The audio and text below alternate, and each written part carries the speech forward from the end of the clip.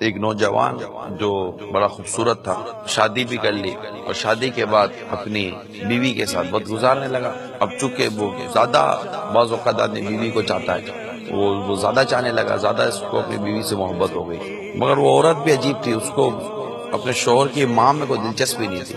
اب تھی وہ ساس بوڑھی، اتنی بوڑھی تھی کہ جو بھی اس کو دیکھتا اس پر ترس کھاتا، یعنی باہر کا بھی ترس کھاتا لیکن بہو کو اس پر ترس نہیں آتا تھا۔ اور ایسی عمر میں نا عموماً ماں اپنے بیٹے اور اپنی بہو کی خدمت کی بڑی اس کو حاجت ہوتی ہے کہ بیٹا بھی میری خدمت کرے گا تو میری بہو بھی میری خدمت کرے گی، ایک امید ہوتی ہے۔ اب وہ جو بیٹا تھا وہ بھی عجیب و غریب طبیعت کا مالک نکلا، ماں کی نہ خدمت کرتا نہ اس کی وہ دل جوئی کرتا۔ وہ ماں تھی کہ کبھی بیٹے کو شکایت نہیں کرتی تھی، بہو جو الٹا سیدھا بولتی برداشت کرتی، صبر کرتی، بیٹے کو نہ بولتی کہ ایسا کہیں گھر برباد نہ ہو جائے۔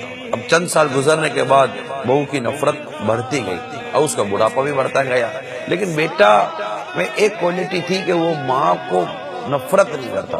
ایک دن دیکھا کہ بیوی افسردہ بیٹھی ہے، پوچھا کیا بات ہے جو اس کی طرح خوش نہیں ہو؟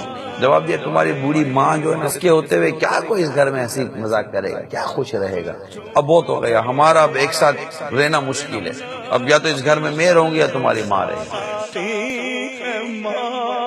اب یہ بھی بے بس ہو گیا، اندھیرے میں ماں کو کندھے پر اٹھا کر ایک جنگل میں لے جا کر اس نے پھینک دی۔ اب جنگل بیابان جہاں خونخوار جانور، اندھیرا تھا جنگل میں۔ تھوڑی دیر کے بعد یہ اجنبی بن کر ماں کے پاس آیا تو وہ زاروں قطار رو رہی، آواز بدل کر پوچھنے لگا اے بوڑھیا کیوں رو رہی ہے؟ کہنے لگی میرا بیٹا ابھی ابھی مجھے یہاں پھینک کر چلا گیا ہے، مجھے خوف ہے کہ کہیں اس کو کوئی شیر چیر پھاڑ کر نہ کھا جائے۔ اس نے کہا تم اپنے اس بیٹے کے لیے رو رہی ہو جس نے تم سے یہ سلوک کیا، بدسلوکی کی، تمہیں اٹھا کے جنگل میں جانوروں کے سپرد کر دیا،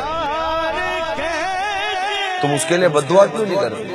اب جملہ سنو اور پہچانی ماں کسے کہتے ہیں۔ کہنے لگی میری محبت اس کے لیے بددعا کرنے سے انکار کرتا ہے۔